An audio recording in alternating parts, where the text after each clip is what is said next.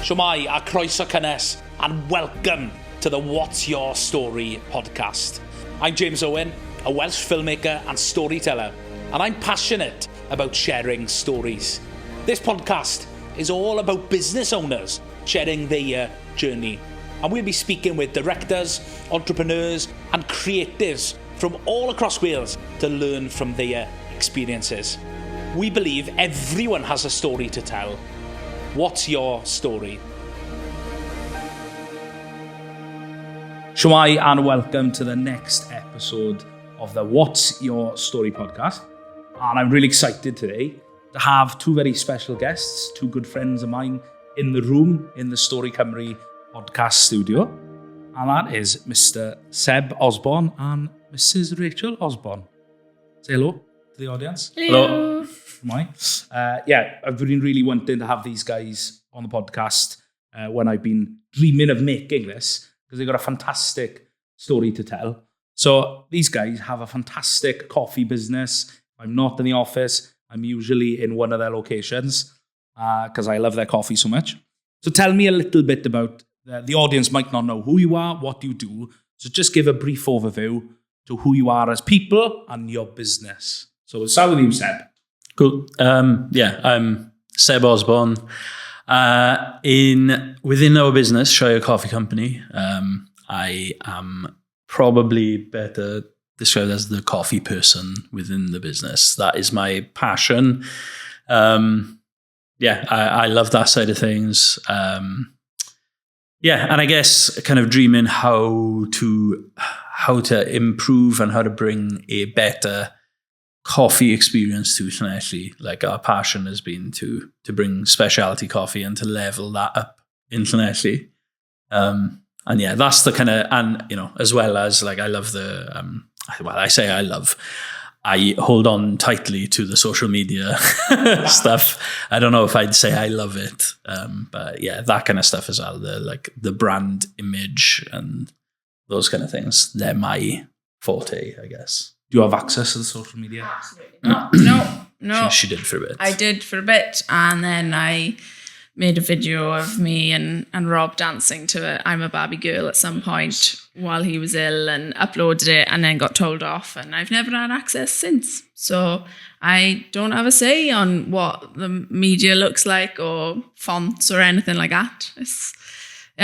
That's all, Seb. Wow. Yeah. What do you have a say in? What do I have a say in?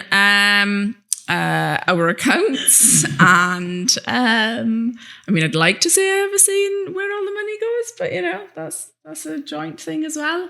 Yeah. So I do kind of all the background stuff, all the really fun stuff that nobody sees.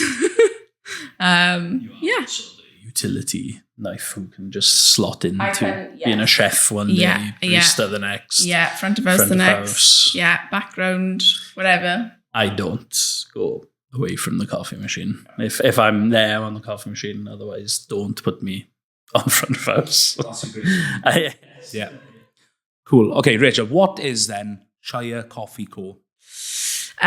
So Shire Coffee Co is predominantly a coffee company that it's good. Hence it's in the name. Our kind of main aim is just bringing the best of coffee to Llanelli. That was kind of our dream and target, if you will.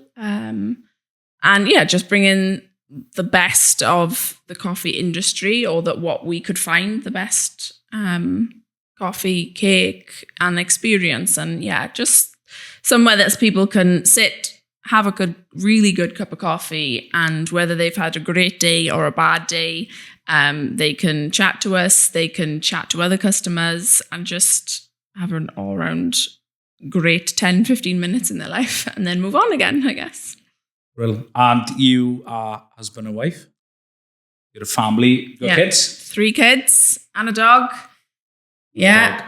And a dead dog. Oh gosh. You had to bring that up, didn't you? Thinking it. R.I.P. Bieber. She was a favourite. Yeah. The original. Yeah. Mascot. The original. Georgie. Yeah. Okay. Are the family involved in the business?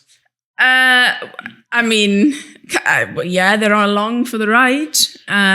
So yeah, they come and they help us. I say help. They try and help the twins. Indy loves it, doesn't she? Yeah, so we have a 11-year-old girl and then 8-year-old twin boys. The 11-year-old girl is way more helpful than the twin boys are. In every aspect of life. But yeah, they're all on the journey with us, whether they like it or not. But yeah, they're definitely a big part of it as well. So yeah, okay, we'll come to the family bit because I know it's really important to you guys. So Shire has how many locations now? 2.5, if you want to call it that. You're speaking prophetically, 2.5, 3 maybe? Yeah. Yeah. Okay, so you got Hoyle. Yeah. Hoyle, Shire Coffee at Hoyle, if I'm right there. You have a van. Yeah. Just down Sandy Waterpark. And hopefully you'll have a new location known as the Bookshop. I mean, other people are far more excited about it at this point than we are. I'm very excited. We've had the keys for what feels like forever. But it has come with many a stumbling block. And so we're kind of sitting in like hoping, praying that it'll happen and how we want it to, like our dream and vision for it. And we have the designs. So my sister is an interior architect and has designed like an amazing space.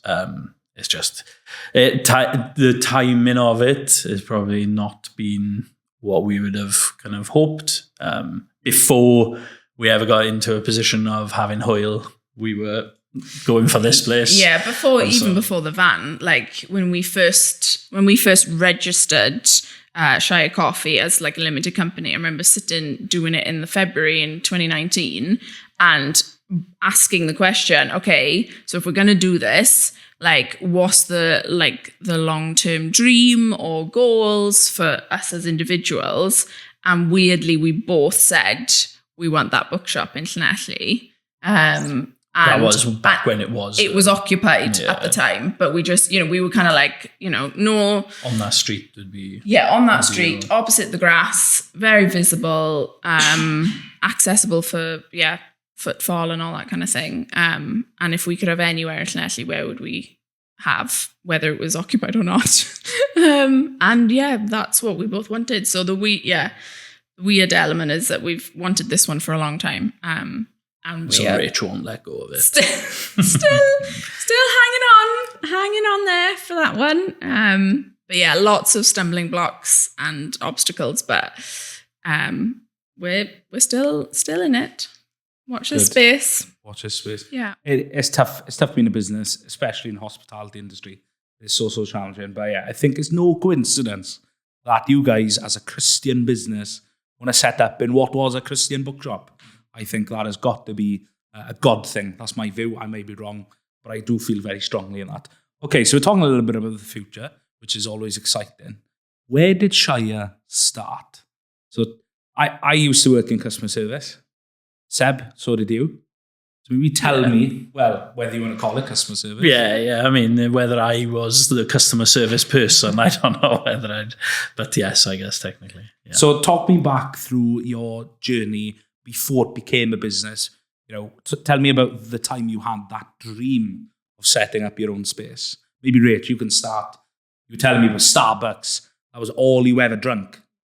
Yeah. It was. That's all we knew, was just Starbucks in Trustra. And that's the kind of the place that everybody went. And that's the place that we went a lot. I think giving away a bit of our age as well, we were the people where the generation that grew up watching Friends, which was very, they sit around on, in coffee shops, drinking coffee, chatting with their friends. And I think that played a big part. So for us, early on in our relationship, it would always be, we're just going for a cup of coffee. And that was Starbucks at the time. Yeah, true, yeah. And then we did start kind of like asking the question of like, surely it doesn't need to be this hot or this sugary or this sweet. And like what is a blonde roast? And, all those, you start asking those kind of questions. But again, it was just like, but not really, and didn't really care enough about it to really do the research ourselves and look for something different necessarily. And then we ended up, Seb was meant to be working, but ended up reading some article about Swansea's best kept secrets. And like 8 of them were bars and 2 of them were coffee shops. And there was one coffee, Square Peg in Sketty. And he was like, should we go check that out on Saturday? Because we didn't know where Sketty was for one, to be honest. No idea. Like, I had no reason to venture over to Sketty before that point. But I was working like a public sector job at the time. And it was very much, it was the job I needed for when we just had Indy. So starting a family and all this stuff and trying to, buy a house. And so we needed this kind of, and so before that I was working at church. And it was like, right, I need to make a change here. So I went into that. And then, I remember reading it and just being like, we've got like a young daughter. Bars are not our, not our vibe, and like the percentage of this list was all on Wine Street. And it was like, well, I'm not going to be going down there. But we both knew we liked coffee, and it was like, we headed over to Square Peg. And it was the experience, to be honest, more than anything that I remember was like the customer service, the kind of the welcome. As we walked in, they were like, oh, hi guys, you okay? Yeah. Like, what can we get you? What can we do for you?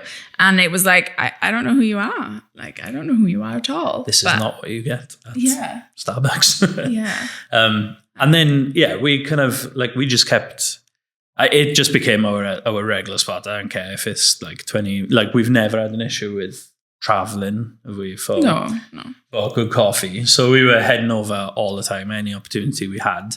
Little did we know at the time. So you've already mentioned that Rach and I are Christians, and we didn't know anything about the background of the business. We learned things as we were going. Oh, they're a non-profit. Why are they non-profit? Like, and then you start working out like, oh, Josh is a Christian. Oh, they were set up by Parkland's church and a team from there. And it was like a lot of things. And I'm not saying that has to be involved in your business to have good customer service, but a lot of it started making sense as to why we felt so comfortable and at ease there, to be honest. And then I guess from there, it was like the journey of, they knew we were into it big time, and we started asking questions about like the potential of setting something up in the future. And then, fast forward a little bit, and I get a message off Josh going, we're going to open a new place. Do you want to come and be a supervisor? And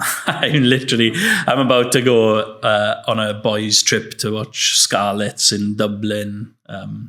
Leinster in the semi-final, and I'm like that. I was like, oh, Josh has messaged me, do you want to be a supervisor? I told him, not a chance, no way.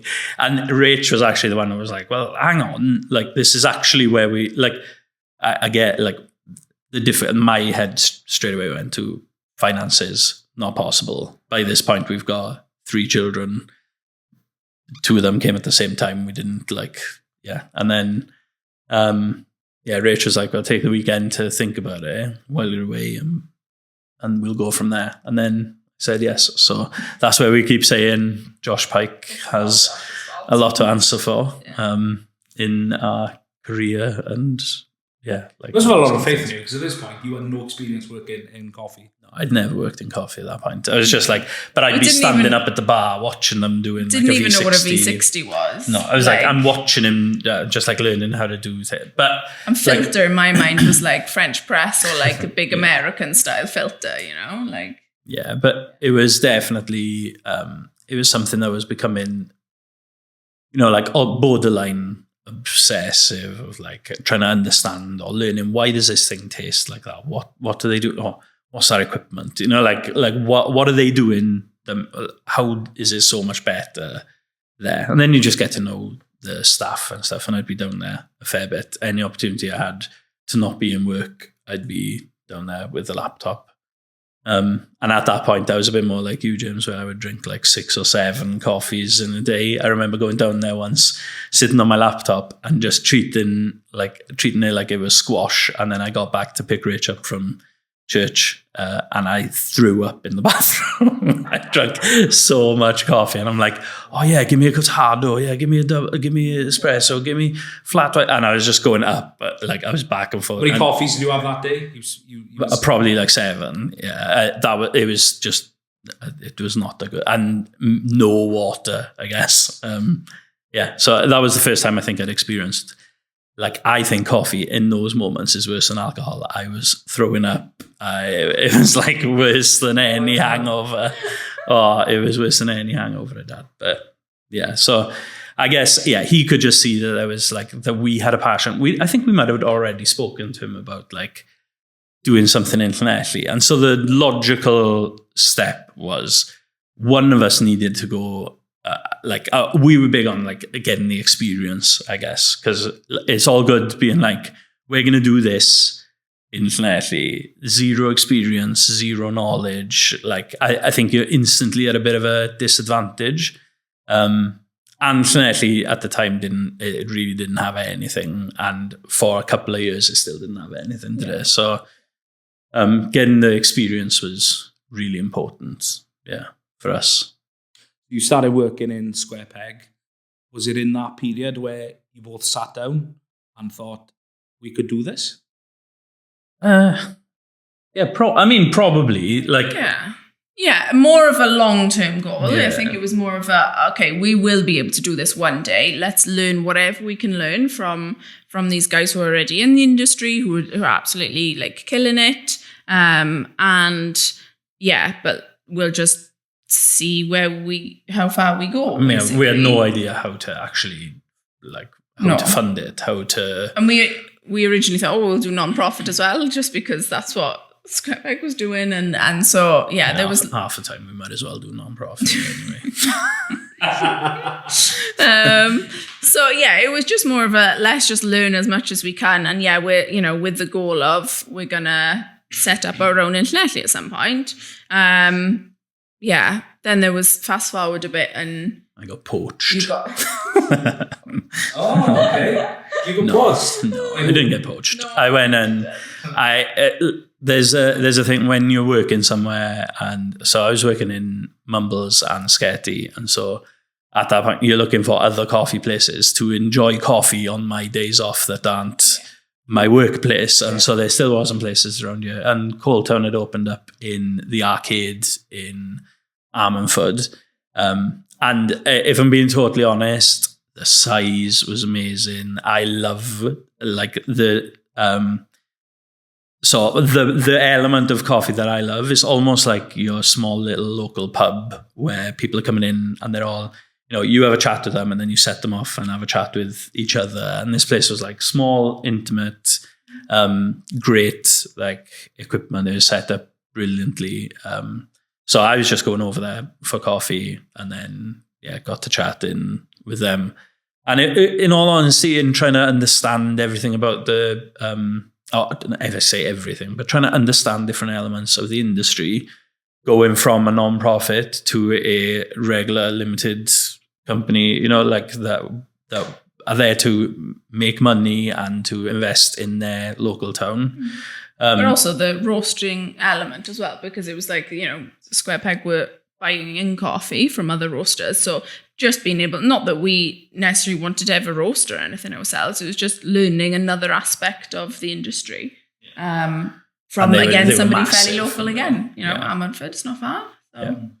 So then I went there for a little while, and then, I had a bit of a meltdown, and not specifically related to them. I just needed a change. I started struggling with hearing and all those. You remember that you were coming down to the arcade pretty regularly at that point, I think. Well, when I was studying my degree, that was one of my go-to places. I remember going there, with a deadline 12 o'clock midday, and it would open up at 8 or. When were they open? Yeah, the roastery. Was that the roastery? Espresso bar? Yeah, in the espresso bar. Oh, yeah, that might have been 8 as well, to be honest. Yeah. So, but you were down there a fair bit. But during that period, I started struggling with some hearing loss from years of playing music live and then being in a roastery regularly as well. I think all those kind of things. So, ended up taking a bit of time off, and then didn't. I just couldn't go back into that environment. And then it got to the point where we were like, we're going to have to start. Either we do something soon. Like, I can't keep going into, and then, we go full circle back to, I'm speaking with Josh Pike again. Yeah. And he's like, look, if I'm being totally honest, mate, I don't think you're done with coffee and hospitality. I think you're done with having a boss. I was like, really? And I was like, right, okay. So.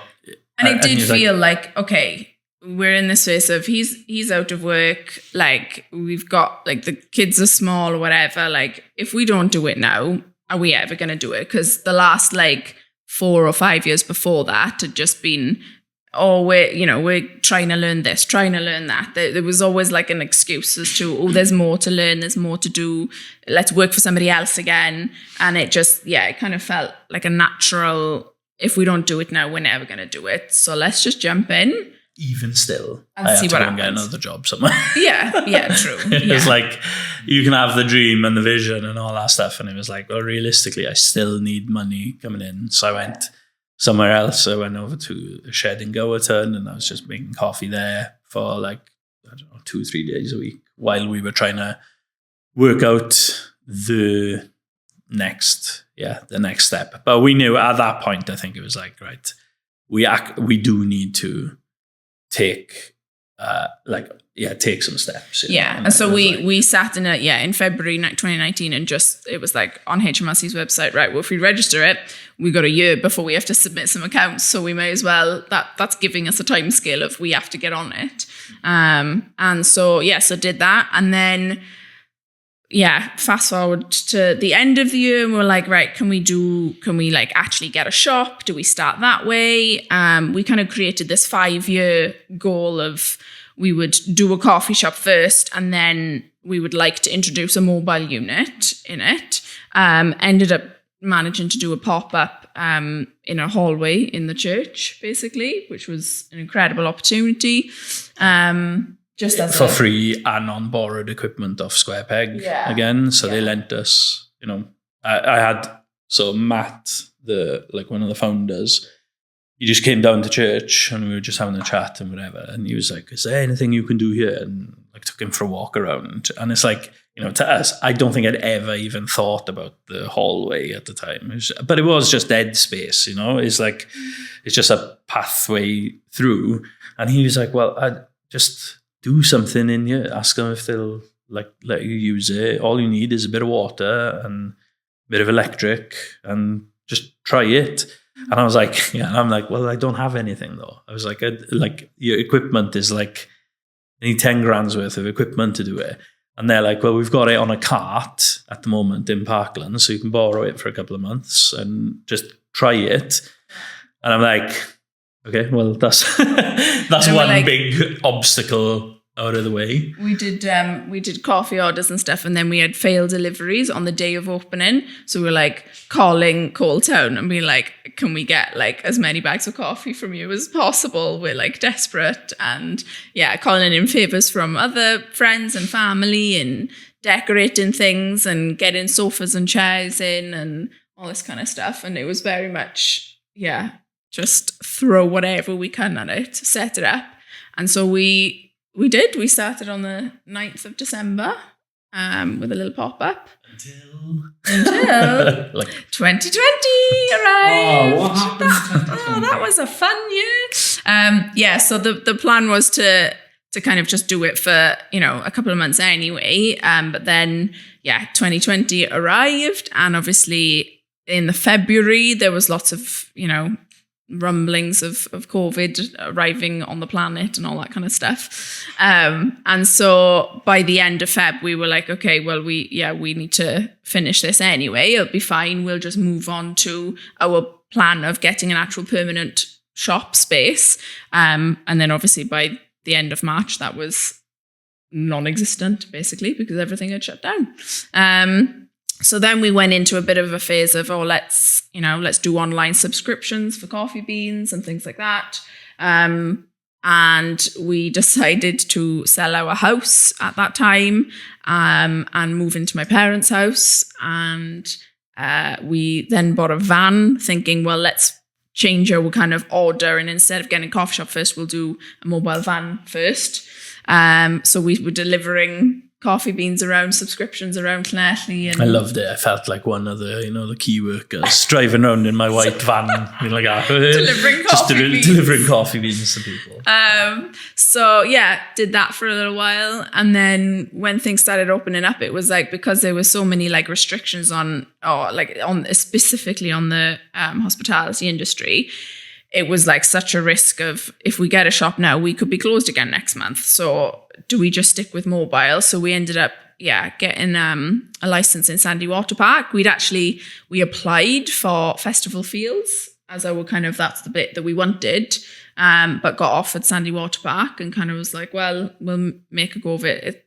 Bear in mind, it did take us like best part of a year to fit out the van. That didn't that wasn't, we'd never done that before. But thankfully, when Square Peg had lent us the equipment, it was all on a mobile cart. So I was like, right, trying to remember how their setup worked to see if that was replicable and put it into the back of the van. And it was that was very much this is kind of what we want to do. This is what we also have from when we did the pop-up. So we'd got, a linear mini and... And then got our carpenter friend, Mr. George Green, to just an IKEA counter and make it fit in there. Yeah, that we bought off Facebook Market, and then was like, right, I need this to fit into the back of that. You go do what you can with that. And he was like, right, okay. And then little did we know that Little Sandy Water Park was going to be probably one of the best things we've ever done with the business. Yeah. Yeah, especially at the time, I think it was it was needed as well. The only thing you were kind of permitted to do at that point was go for a walk and be outside. And there was an element as well of actually choosing that kind of rough location was because of your hearing issues and stuff. It was okay, well, being indoors doesn't work currently, so let's just serve coffee outdoors, and we'll work out how to deal with weather conditions and how you deal with not having power to plug into or toilets around, or we'll just work it all out basically. So lots and lots of trial and error, lots of having to close early and this not working and that not working. We're also really intentional though in the experience. Say in a van in a car park doesn't particularly sound like a really appealing place for people. But our goal was to make it as much of a cafe vibe as we possibly could. So having good music, a place that people can sit.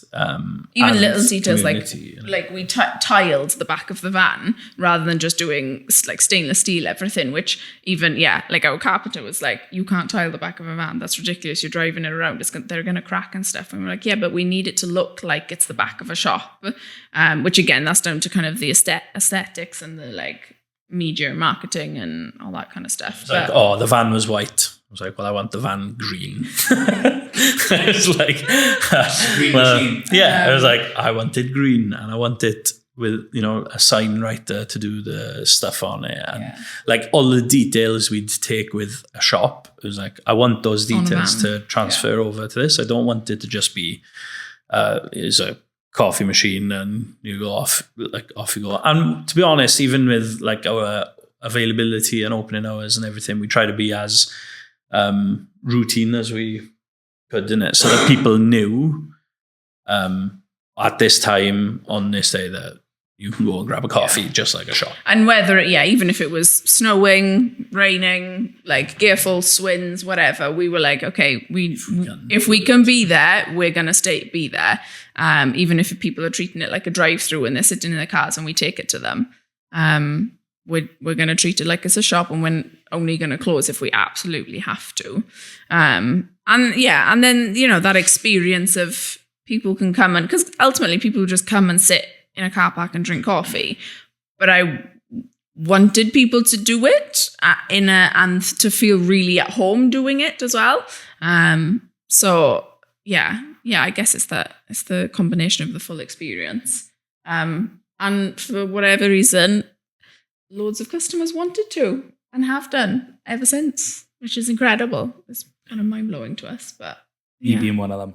You being one of them, absolutely. There's something I love about Sandy Water Park. I think just being in nature, being around the trees, the grass, hearing the birds, in the background. There's just something so tranquil about there that, if I've got a busy day and I got loads of meetings, I'll just pop down Sandy Water Park. I'll sit there, drink a coffee and just be.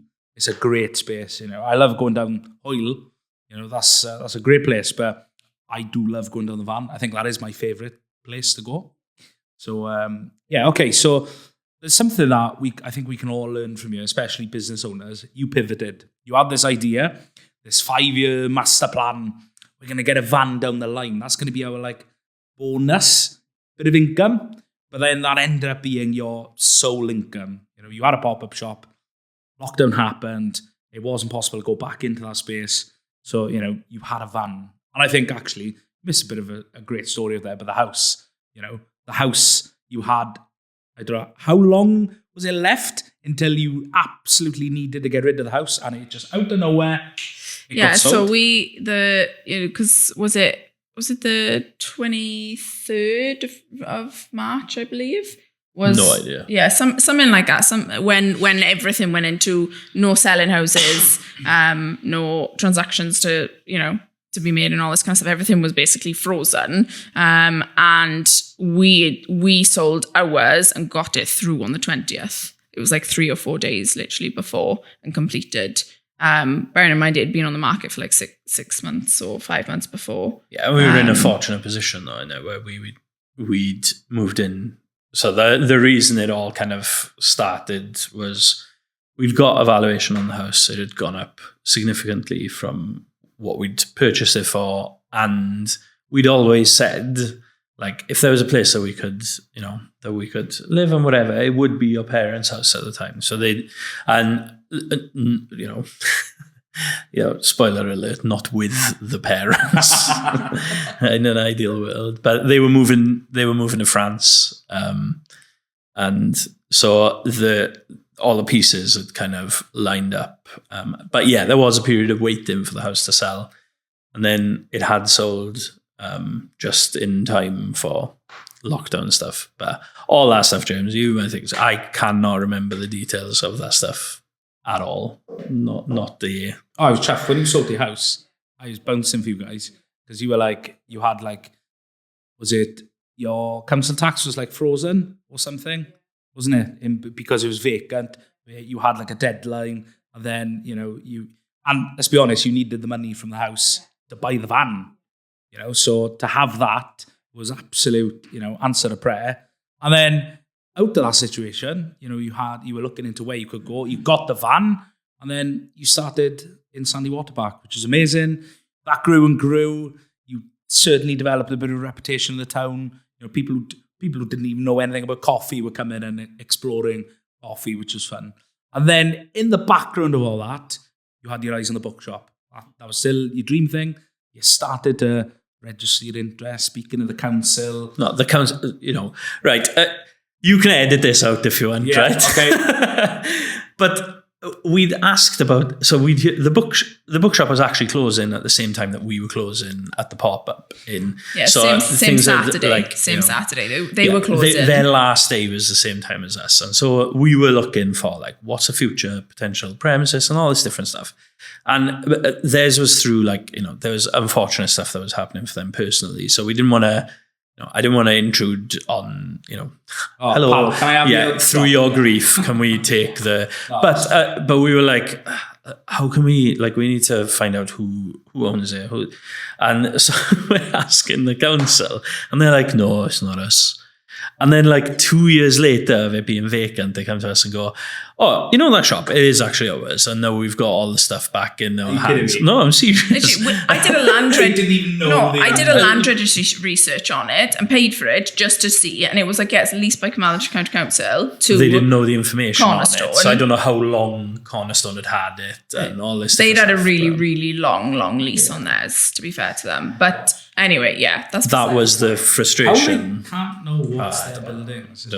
And then it had been vacant for a couple of years. years by this point, which vacant properties, straight away, you're just dealing with, there could have been a much simpler like handover process. But at the same time, I think the timing was probably right because we didn't know at that point about how long lockdowns and restrictions were going to be. But yeah, we'd started the process. Once it had become available and we knew about it, then it was a case of drawing up plans and and like a vision for the place so that we, whoever was going to apply for it, it was like, well, ours is going to be better. And yeah, the thing that we love about the location is what you were saying about like Sandy Water Park having, green and whatever. Like there's not many places in Llanelli that are, like historic looking buildings. So like old with character and all this different stuff. Green space out the front, visible from in the town centre, but you're actually visible as cars are driving past, near a lot of the near the town hall, near Tailwind, near like all these different things. So it kind of ticked so many boxes for us on a street where, you've got like an Indian restaurant, you've got Wetherspoon. So there's actually stuff there as well. And they've just redeveloped the YMCA. Which we didn't know at the time, but yeah. So it feels like a key location, and part of the history of it being a Christian bookshop, we felt it was like, we're not going to go in and do a Christian coffee shop as much as we have beliefs. The business, we are not a Christian coffee shop. But I do think a part of Christians that, we run a coffee business, and we want how we run a business to reflect, so we do try, we want people to be, to feel valued, whether that's customers, staff, to feel cared for, to not be treated badly, to not to be paid properly and all these different things. But we felt pretty strongly about the bookshop. It was like, wouldn't it be good though if it was, not just handed over to another what's on charity shop, with, and that's not to say that there's anything wrong, but I was like, it would be cool if we could continue a little bit of at least we're in there, and it was so, but again, like I say, who knows? We've got the keys. Who knows? Yes, you got the keys, you registered interest, got the keys, and you probably never thought you would have gone through what you have gone through, the process. I don't think there's enough time to go in on that. Let's not get into that. Yeah. But it's exciting because watch this space on that one. Watch this space. Who knows when this might be released? You might have the space and you can go in and get a coffee. Yeah, that'd be cool. But a good part of the story, I think, for the growth of Shire is while trying to set that up, while having a van, while having staff and managing everything, you had somebody approach you about taking over an existing shop. Yeah. So I mean, one of our kind of key things, which we kind of said that we wanted to be able to, as a business, work well with other businesses. However, in saying that, I have really always struggled with that, in all honesty. I'm just quite competitive. And so it's a hidden thing, but I just get quite... So wouldn't you know it, James? Quite competitive. Who is the bridge builder out of the two of us? It pains me to say it. Who is the one building the relationships? Seb has always been the one building the relationships. And so, whereas I'm stalking social media in a corner, and no, jokes, I haven't done that. I have. And then, anyway, so, but it has been a thing of, no, we're going to intentionally just work well with other businesses, because ultimately Llanelli's big enough and there's plenty of people who want to buy good coffee. And so, weirdly, so the guys who ran Hoyle for a while, they used to come in to us when we were a pop-up in the church.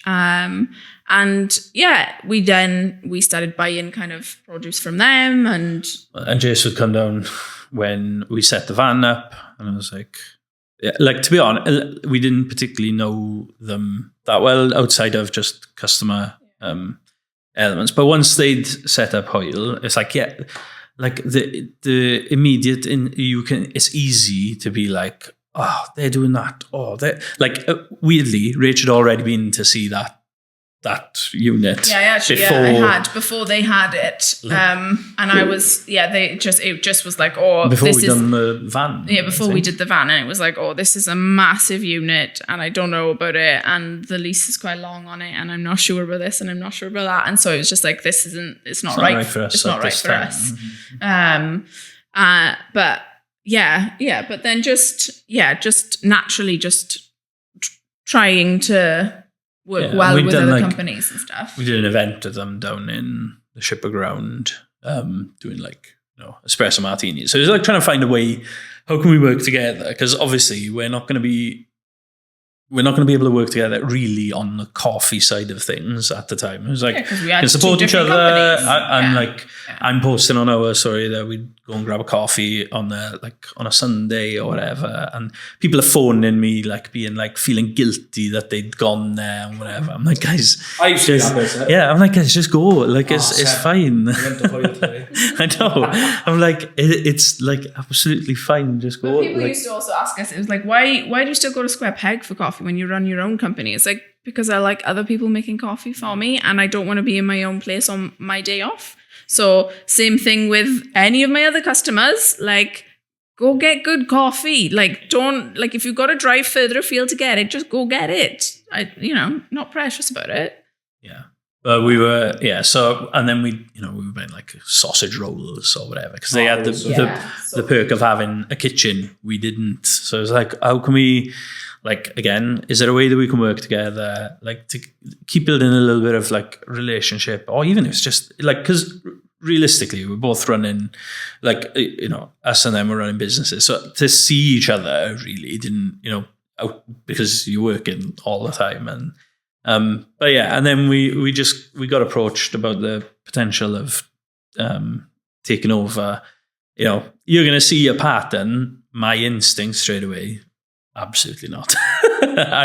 Not for me. You're a supervisor coffee shop. Yeah, it was like, no, I don't want to. And then she's more on the side of, let's just think about big it is, and look at all this stuff we can do. Let's just have a think. And so I will always yes, jokingly, but say that it is Rachel's place, the future bookshop. Even though Rach is the one who won't let go of that one. That is the small little coffee bar that I love that side of things. Rachel loves the bigger event and kind of food and all encompassing stuff. But yeah, realistically, when you're saying about pivoting, we're not in a place that we thought we'd ever be.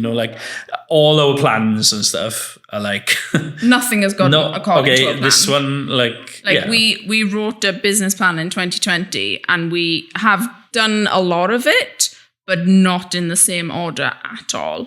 Totally, this. Every time I phone my accountant, he's like, "Oh, what have you done now? What are you doing now?" It's but yeah, you got to adapt, haven't you? Yeah, and if you don't adapt and you stick to a plan, sometimes that could be a bad thing. Yeah, I think it's always nobody saw COVID, nobody saw lockdown. No. And you need to have a plan. It's really important to get things pen on paper and to have goals and set them out, but not hold them so tightly that, if it doesn't go according to plan, or you don't stick to your 5-year plan or whatever, that's okay. Be prepared to just change it up a bit. Yeah. Great. So, okay, you had that offer, you took it on, and you've been running Hoyle now for over a year, which is now Shire Coffee at Hoyle. Which is exciting.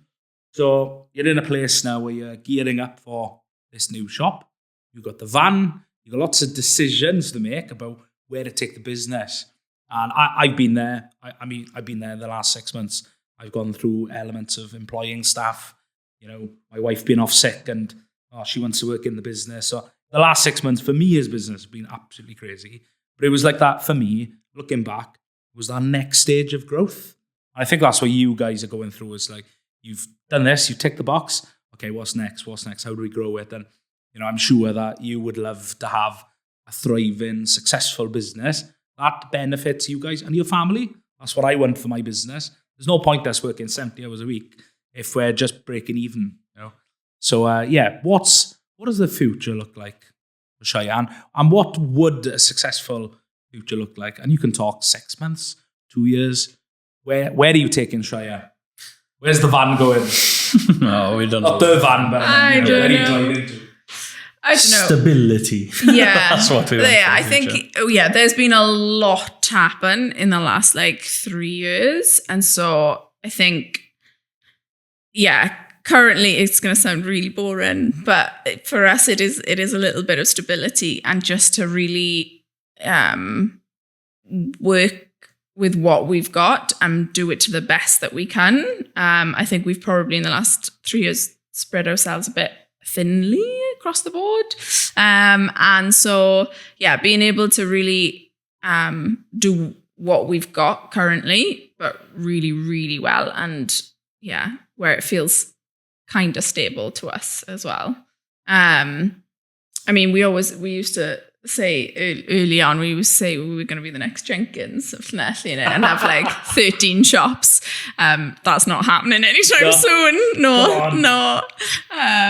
But yeah. No, I think there's a lot to be said though for obviously the downline vision I think is bigger, more, whatever. But I think the appeal for us has become a lot more. We just want what we do to be as best as it possibly can. And like you say, in all honesty, and this is where we haven't been as we're not as good at it as possible as we possibly could be, is making sure that we are actually okay. Whether that's financially, balance is massive, especially when you're dealing with trying to make sure that the 3 kids that get tagged along with us to events or they get thrown around, different people looking after them and whatever, making sure that all of that stuff is okay, as well as a business that is doing well, that looks after the people that are within the business, including ourselves. And it's I think we put ourselves last. And I think that's the reality of always, I don't think you're ever going to get from a move from a place where we're we're always going to be last to get paid, last to leave, last to, knock your phone off, whatever. But we do need to, that's where we need to get better, is having, balance. And it's hard to keep business conversations out of just, day-to-day life and stuff, I can't, she'll see, I'll shut off at times. It's it's time to go to bed. And I'm just I just don't want to talk about, and it could be really important and it can be, but there are times where you're just I just don't want to talk about it right now. I just want to play my Xbox. Yeah, I do. Just get me on Warzone. Yeah. Because I think there is definitely a balance between running your own business and ultimately a business doesn't really function without the founder within it. But at the same time, it's got to be able to cope without the founder there some of the time. So you are Shire, so you take yourself out, and then what is Shire? Yeah. But we struggled with that a lot when we took over the shop and the van continued. And it's no slight against the people we had running it. It's just people were used to seeing us when you come down, or one of us. And so we had to we were right, we've got to make some kind of a way for this to work that people feel familiarity still. I still love working down at the van. So I'm put me in for a day. I only get to do a day a week down at the van each now. Yeah. But it was right, okay, well, if you do this day, I'll do this day. Rob will do another day. And Rob hasn't even been mentioned in this whole thing. Sorry, Rob. Next episode. Actually, you could put this as a massive throwback, but the whole reason we were actually able to, with Square Peg giving us equipment and stuff for that original pop-up, we didn't have any money to be able to do even the electric work. And that was through Rob actually being I want it to happen. So to actually even be able to put the power and the plumbing in place and all the furniture and all the cups, everything basically paint and stuff. Rob bought for that pop-up. We didn't do the pop-up without Rob. Yeah, because we hadn't sold the house yet. So that's why we can't get rid. Yeah, so now we can. He was there at the beginning. In his debt. I mean, fast forward to the COVID period when we were doing the van. I didn't blink and see Rob for about a year, I think, and he had no idea what we were doing. But and then it was like, oh, we've renovated a van and we got a permit for Sunday March Park. Do you want to come in on it? And he was like, oh, okay then, yeah, sure. You can discuss this with me.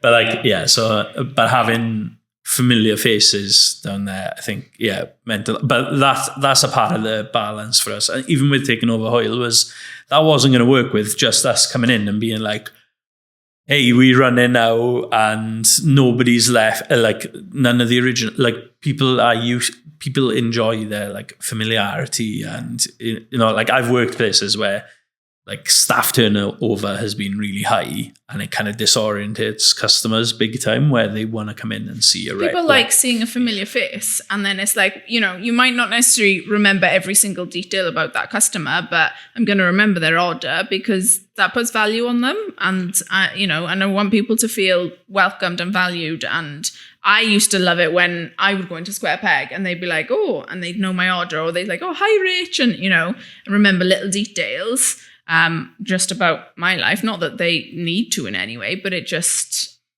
puts value on people and makes people kind of feel comfortable and safe in your space. So I'm sure your personal values would reflect in your business just as much as it does with me, Stori Cymru. As you grow the team, as you grow the business, the locations, who knows, in 5 years you might be the Jenkins of Llanelli. Who knows? But for you to grow that brand, to grow the business, people got to jump on the journey with you. They've got to jump on to the story of Shire, jump on the vision. And it's, you know, for you to make it a success, it does take people. So how do you, with a growing business, how do you bring people on that journey with you so that they help you achieve the mission of making Shire successful? Yeah, I mean, it's like, I think we've always been more on the side of trying to be transparent and not to put up such a, like our, you know, like our brand language and all this different stuff in posts. I try to not make it too kind of stuffy and corporate. Yeah, like I don't react very well to corporate language and all that stuff. I think it instantly disengages. It does it to me. And so I think in the way we run business, we try to be honest and try to be open with people and try to be like, you know, like last summer, I remember having like I was just like, I can't.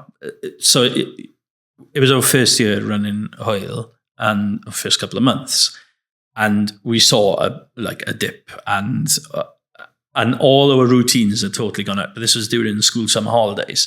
And so I didn't realize how much school holidays kind of affected just people's normal routine and stuff.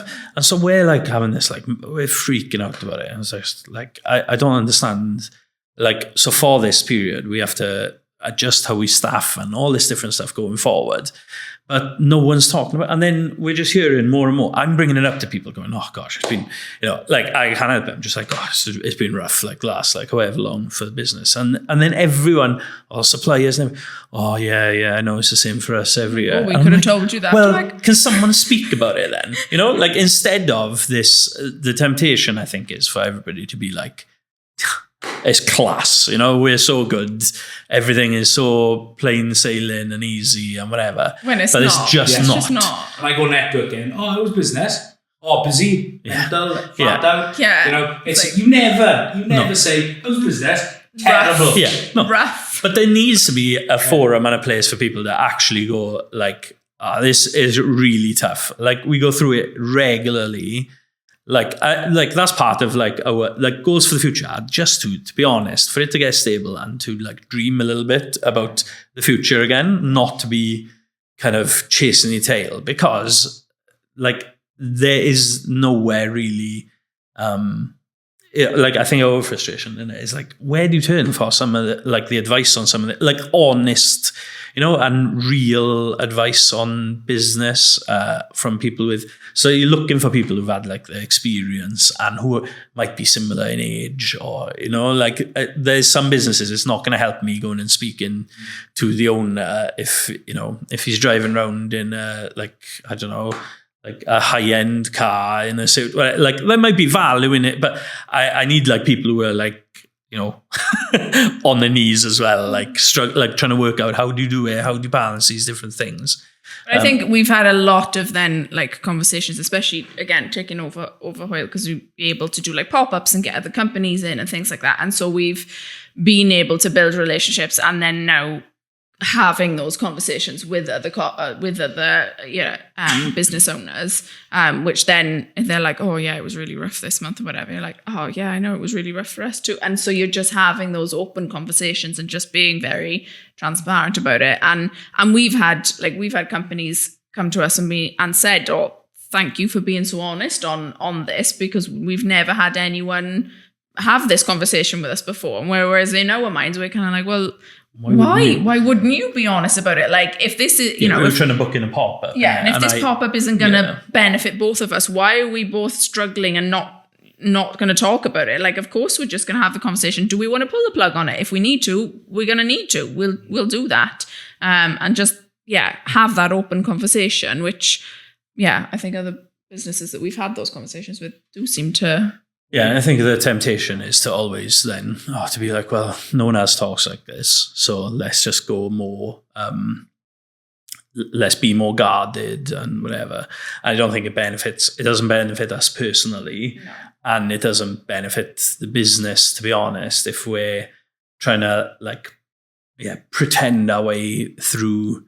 It's like, no, the reality is that there are tough times, there are difficulties, there's ups and downs, there's some great moments, and you're just like, this is class, like, this is what we want it to be like. And then, so I don't know, the only way we really know how to make a difference in that is, to be honest, is how we speak to people and other business owners and stuff like that. But that's in terms of the business and how we try to interact, and I'm hopefully, and I do see it with like other businesses now, where that transparent, where people are a little more open, less guarded, and excited about it, to be honest, like passionate about the thing that they're talking about, or the thing that it would be pointless for us to be doing this. Like, you asked me the other day, like, do I get bored with coffee?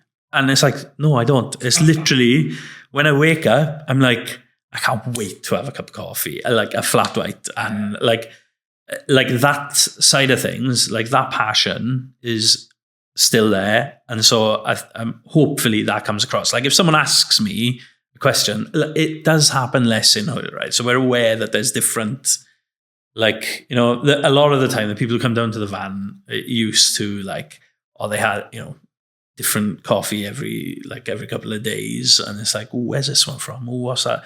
Like, Hoyle has more like stability, I guess, in the sense that like people just want to come in and have just go a cup of coffee.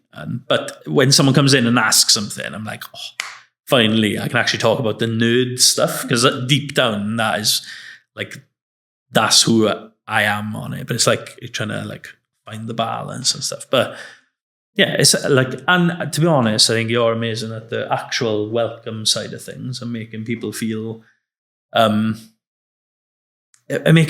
comfortable, to be honest. And it's like, as much as, you can come in, you can have a chat, like we've got staff who, they love the fact that everyone's talking to each other, and like Hannah is constantly like, oh, we're in like community hub, and it's like, and I'm like, but you can also come in, sit in the corner, have a cup of coffee. If you don't want to speak, I'm not going to speak to you. Yeah, but it's like, if you want to come in and you don't want to chat, I'm not going to get offended by it. Just have a cup of coffee, have a bit of peace and quiet, read a book, and like, it's finding like, or creating a space for everyone. It is tough when everybody, like a lot of people seem to know each other, but we want people to have the balance for both. And to be honest, that's where the bookshop was gonna our hope was that would cater a little more to that, people having a bit of space to sit down. And again, there's like two elements of it. You can sit on the long table and be with people and whatever, or you can sit in a booth at the back with a laptop and just crack on with the work. But so I don't know. It's trying to be what you can to as many people as possible, but without losing the authenticity, I guess, of who we are. It's good you're excited about coffee, because if you weren't, then how can you expect your customers to get excited about it? And there's no point doing it anymore. If you lose that, there is no point doing it anymore. Absolutely. Good. Okay. Well, it's been a good conversation. I've got 2 questions to close. Firstly, Rachel, where is the best place in the world for you to have a coffee? I mean, like, what region would your beans come from? You're going to have a brew. Asking the person who gets a coffee. Asking the coffee expert. Oh, yeah. Come on. Sketty? Yeah, I know. Sketty, yeah.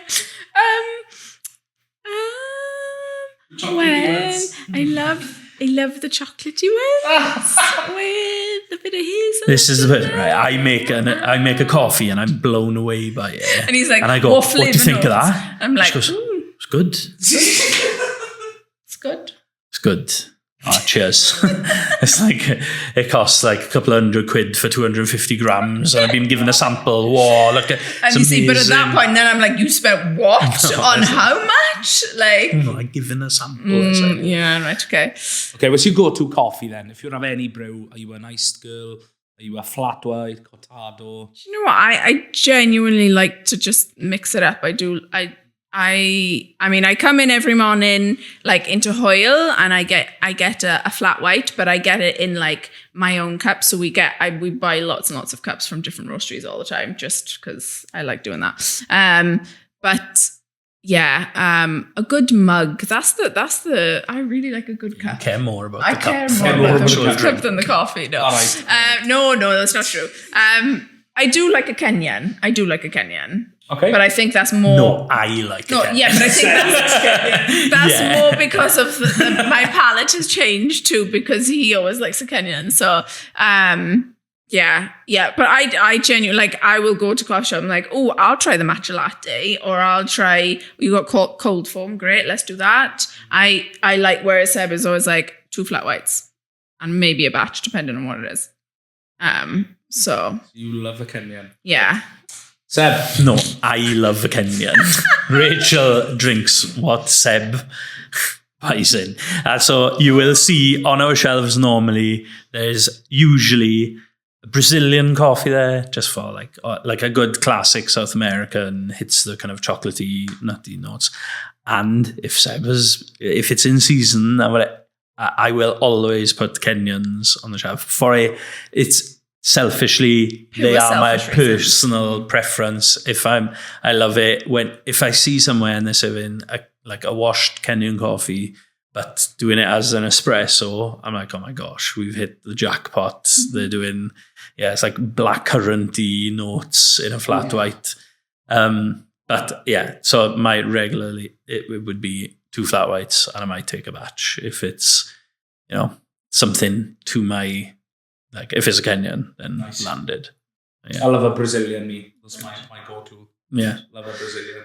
Yeah. Okay. You're a guest guy, though, aren't you? I am a guest guy. Yeah. Even though... I just like trying. Variety. I remember being a student. I agree. This is why I struggle with black gold, right? I got to a point where I just hated it. Beep it out.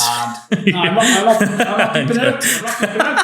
I'm being bold, I'm being bold. Well, I loved cold time. I loved going there. Yeah. I used to go there a lot as a student. My mother lives in Betos. Just to go and visit her often up there.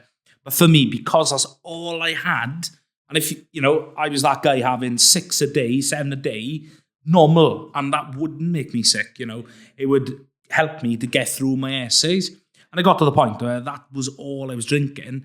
When I took a sip of it, I was like, this is nice anyway. But it's like that with beer or wine. Or if you stick to the same thing all the time, it loses its, its wow factor. Yeah, part of the reason when we when we took over Hoyle, it was like we had to analyze everything that we were doing as a business, and we wanted something that was a bit different, something that you couldn't get anywhere else locally, and so working with Triple Co has been amazing as a house coffee, but again, Brazilian, just really good kind of I'm always on the benchmark of if my mother likes it, then everyone will. Yeah, if my mother likes it, it's going to be good. Okay, well, I've got one more question though. If you were to have an opportunity to get to know somebody's story, that could be anyone in the industry, that could be someone outside of your industry, just for fun. Who would you love to sit down and have a conversation with and get to know their story? Oh, I was not prepared for that one.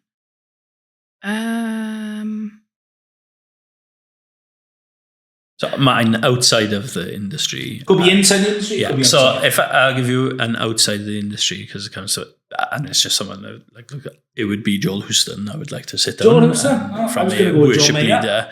No, from a worship leading perspective and church and and songwriting and all that stuff. I'd love to know more about his kind of backstory personally, and then within the industry, I feel like I know enough about but I would love to sit down and have a chat with James Hoffman, just from this guy is he's one of the leading kind of experts within coffee, I guess, but I feel like I see enough of his videos to maybe but I'd love to get into a little more of the detail of how we actually building the businesses from the ground up, not the stuff that we see on YouTube now, the stuff that's come after all the hard groundwork. I want to know about that stuff. Okay, that's who you know. What about you, Rich? Whose story would you love to hear? Pink. Taylor Swift? No, I love Pink. I do love Pink. James Hoffman would be one, I guess. Yeah, probably. The guy who founded Nike. Okay. Yeah. Can't even remember his name, but Nicky. The shoe dog, yeah. Nike.